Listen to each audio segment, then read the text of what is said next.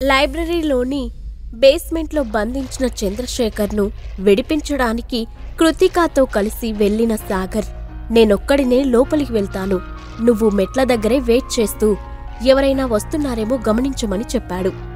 నువ్వొక్కడివే ఎందుకు, నేను కూడా నీతో పాటు వస్తాను మొండిగా అంది కృతిక.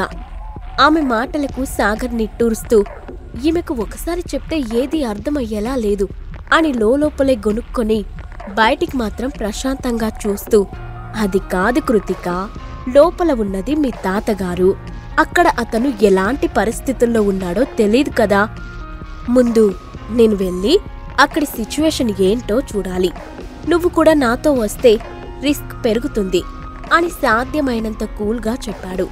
దాంతో కృతిక ఒక క్షణం ఆలోచించి చిన్నగా తల ఊపి, సరే, వీలైనంత త్వరగా పని ముగించుకొని రావాలి అని చెప్పింది. ఆమె ఒప్పుకోవడంతో సాగర్ ఊపిరి పీల్చుకొని సరే అని చెప్పి ఆమెను అక్కడే ఉన్న మెట్లపై కాపలాగా ఉంచి అతను మెల్లగా బేస్మెంట్లోకి ప్రవేశించాడు. అక్కడ కేవలం 2 డిమ్ లైట్లు మాత్రమే వెలుగుతున్నాయి. అయినా లోపల పూర్తిగా చీకటిగా ఉంది. ఆ చీకట్లోనే ముందుకెళ్లి లోపలికి తొంగి చూసిన సాగర్కి ఒక స్తంభానికి వ్యక్తి కట్టేసి ఉన్నట్లు కనిపించింది. అతన్ని చూడగానే సాగర్ ఆశ్చర్యంతో, చంద్రశేఖర్ మాస్టర్ అని చిన్నగా అనుకున్నాడు. అయితే అతని మాటలు నిశ్శబ్దంగా ఉన్న పరిసరాల్లో కొంత అలజడిని రేపాయి.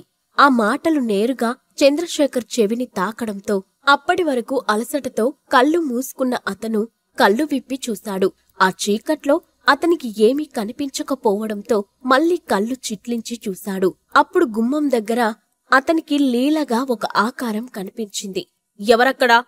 ధైర్యం ఉంటే నా ఎదురుగారా అని కాస్త బలహీన స్వరంతోనే కటువుగా చెప్పాడు చంద్రశేఖర్. అతని మాటలకు సాగర్ ఏమాత్రం లేటు చేయకుండా వడివడిగా నడుచుకుంటూ వెళ్లి అతని ముందు నిల్చున్నాడు. అక్కడ ఒక జంతువును కట్టేసినట్లు ఇనుప చైన్లతో బంధించబడిన చంద్రశేఖర్ని చూసి సాగర్ నివ్వెరపోయాడు. అతని ఒంటిపై ఉన్న దుస్తులు చినిగిపోయాయి. శరీరం నిండా గాయాలయ్యాయి. అవి మానిపోయిన చోట మచ్చలు కూడా కనిపించాయి. అలాగే మొహం పైన తాజాగా గాయాలైనట్లుగా కొన్ని చారికలు కనిపించాయి. అతని ముఖం పాలిపోయి జుట్టు చిందరవందరగా ఉంది. కమల్ కంపెనీ నిర్వహించిన ఆక్షన్లో మొదటిసారిగా చంద్రశేఖర్ని చూశాడు సాగర్. ఆ రోజు అతను తేజస్సుతో గంభీరంగా కనిపిస్తూ చూసేవాళ్లకు భయాన్ని కలగజేసే విధంగా ఉన్నాడు. కాని ఈరోజు మాత్రం ఏదో కరువు ప్రాంతం నుంచి వచ్చిన శరణార్థిలా కనిపించడంతో సాగర్కి అతనిపై జాలి కలిగింది. అప్పుడు తన ముందుకు వచ్చిన సాగర్ను చూసి, ఎవరు నువ్వు అని తీక్షణంగా చూస్తూ ప్రశ్నించాడు చంద్రశేఖర్. నేను లాంగ్వేజ్ అకాడమీ ఛాంపియన్ని అని సింపుల్గా ఆన్సర్ ఇచ్చాడు సాగర్. హో, అయితే నువ్వు నాపై జాలి చూపిస్తున్నట్లు నటించాల్సిన అవసరం లేదు. మంచి కోసం పోరాడుతున్నామనే చెప్పుకునే ఆ 10 సెక్టార్ల వాళ్ళంతా సిగ్గులేని వాళ్ళు. పేరు ప్రఖ్యాతల కోసమే వాళ్ళు పనిచేస్తుంటారు. ఇప్పుడు నువ్వు కూడా వాళ్ళ లిస్టులోకి వచ్చావు. ఇంకా ఎందుకు లేట్ చేస్తున్నావు? వచ్చి త్వరగా నన్ను చంపే అని గంభీరంగా చెప్పాడు చంద్రశేఖర్. అతని ధైర్యాన్ని చూసిన సాగర్ లోపల మెచ్చుకోకుండా ఉండలేకపోతూ, మాస్టర్, మీరు నిజంగా చావుకు భయపడడం లేదా అని అడిగాడు. ఆ ప్రశ్నకు చంద్రశేఖర్ పెద్దగా నవ్వుతూ, ఈ లోకంలో పుట్టిన ప్రతి జీవికి చావక తప్పదు. ఏదో ఒకనాడు ఎదురయ్యే చావు గురించి ఆలోచిస్తూ ఈ రోజు మనశ్శాంతి లేకుండా జీవించడం కరెక్ట్ కాదు. నిజమైన మగాడు చావు పుట్టుకల గురించి ఆలోచించడు. వాటి మధ్యగల జీవితాన్ని ఉన్నతంగా సాగించేందుకు ఆరాటపడతాడు. నువ్వు టైం వేస్ట్ చేయకుండా వీలైనంత త్వరగా నన్ను చంపు. నేను వెళ్లి స్వర్గంలో ఉన్న మిరియడ్ ఇమేజ్ సెక్టార్ పెద్దలను కలుస్తాను వాళ్ళను. అయితే అతని మాటలకు సాగర్ సమాధానం చెప్పకుండా అలాగే చూస్తూ నిలబడిపోయాడు. ఏమైంది మిస్టర్? నన్ను చంపకుండా ఎందుకలా చూస్తున్నావు?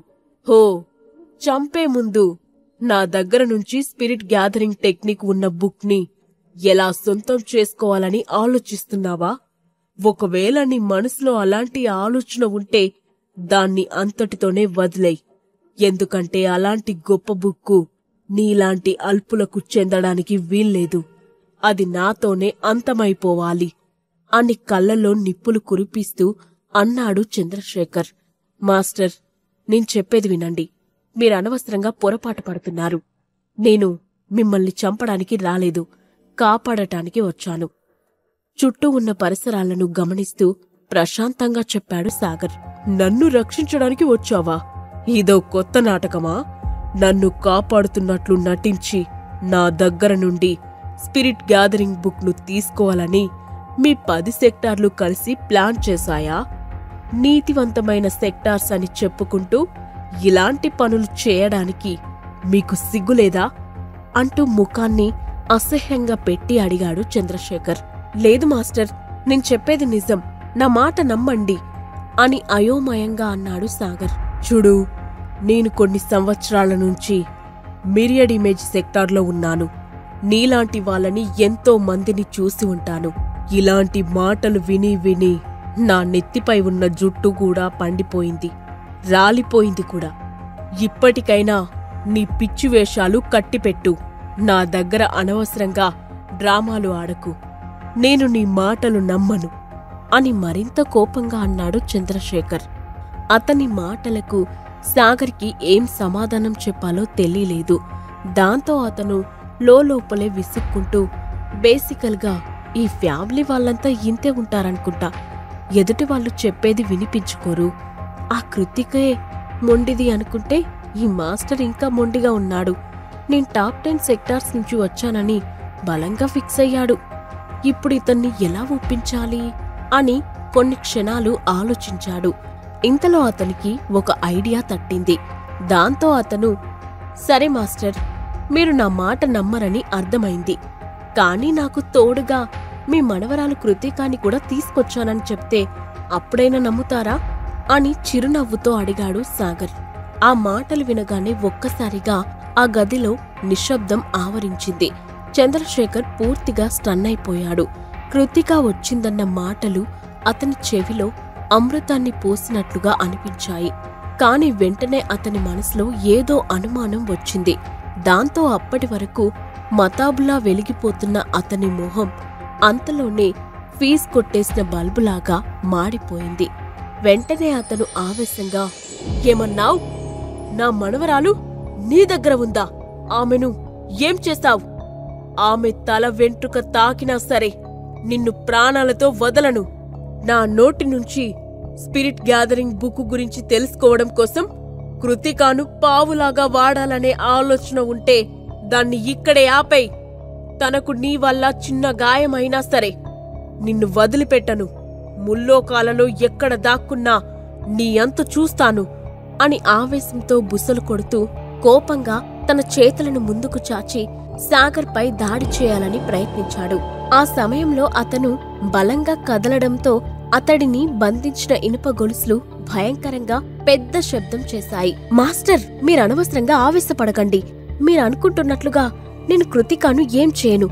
ఒకసారి నేను చెప్పేది వినండి అని చెబుతూనే జరిగిన విషయాలన్నీ అతనికి పూర్తిగా వివరించి చివరిగా అతని చేతిలో 2 కాయిన్లను పెట్టాడు సాగర్. వాటిని పరీక్షగా చూసిన చంద్రశేఖర్ ఆశ్చర్యపోయాడు. ఆ 2 కాయిన్లలో ఒకటి భోలా ఇచ్చింది కాగా రెండోది అలయన్స్ చక్రవర్తి ఇచ్చింది. అయితే మొదటి కాయిన్ను చూసి లైట్ తీసుకున్న చంద్రశేఖర్ రెండో కాయిన్ను చూసి షాక్ అయ్యాడు. అది మిరియడ్ ఇమేజ్ సెక్టార్కి సంబంధించిన డిప్యూటీ లీడర్కు మాత్రమే ఉండే డైమండ్ లాకెట్ టోకెన్. అది మరెవ్వరి దగ్గర ఉండే అవకాశం లేదు. అందుకే అతను ఆశ్చర్యపోతూ, ఇవి మీ దగ్గరికి ఎలా వచ్చాయి అని తడబడుతూ అడిగాడు. అందులో ఒకటి నా బ్రదర్ బోలా ఇచ్చాడు, రెండోది మా మాస్టర్ ఇచ్చారు. ఇప్పటికైనా నేను మీ శ్రేయోభిలాషనేనని నమ్ముతారా అని చిరునవ్వుతో అడిగాడు సాగర్. అతని మాటలకు చంద్రశేఖర్ ముఖంలో ఆనందం తాండవించింది. వెంటనే అతను తన కర్తవ్యం గుర్తు చేసుకుంటూ, డిప్యూటీ లీడర్, మీ సబార్డినేట్ అయిన చంద్రశేఖర్ మీకు నమస్కరిస్తున్నాడు అని వినయంగా సాగర్కి నమస్కరించేందుకు ట్రై చేశాడు. కాని అతని శరీరానికి ఉన్న గొలుసుల కారణంగా పూర్తిగా నమస్కరించలేకపోయాడు. అప్పుడు సాగర్ అతన్ని వారిస్తూ, మాస్టర్, ఇలాంటి ఫార్మాలిటీస్ ఏమీ అవసరం లేదు. ఆ టోకెన్ నా మాస్టర్ది, నాది కాదని మీకు ఇప్పటికే చెప్పాను.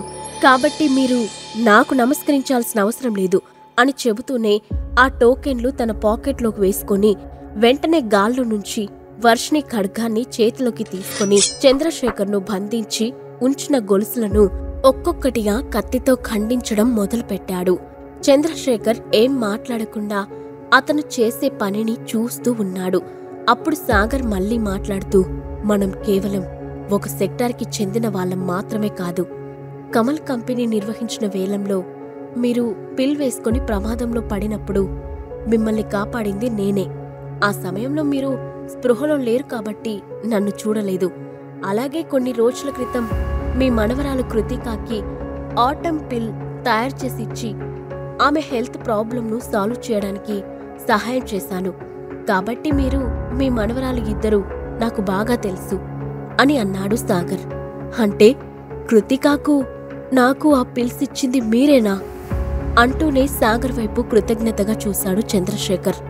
అవును, అది ఒక చిన్న సహాయమే, మీరు కృతజ్ఞత చెప్పాల్సిన అవసరం లేదు అని అంటూనే చివరిగా ఇనుప గొలుసులపై వర్షిణి ఖడ్గంతో ఒక్క వేటు వేశాడు సాగర్.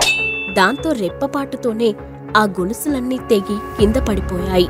కృతిక బయట వెయిట్ చేస్తుంది, మనం త్వరగా బయలుదేరదాం, ఇక్కడ ఎక్కువసేపు ఉండకూడదు అంటూ సాగర్ తన వర్షిణి ఖడ్గాన్ని మాయం చేసి అతనితో మెల్లగా చెప్పాడు.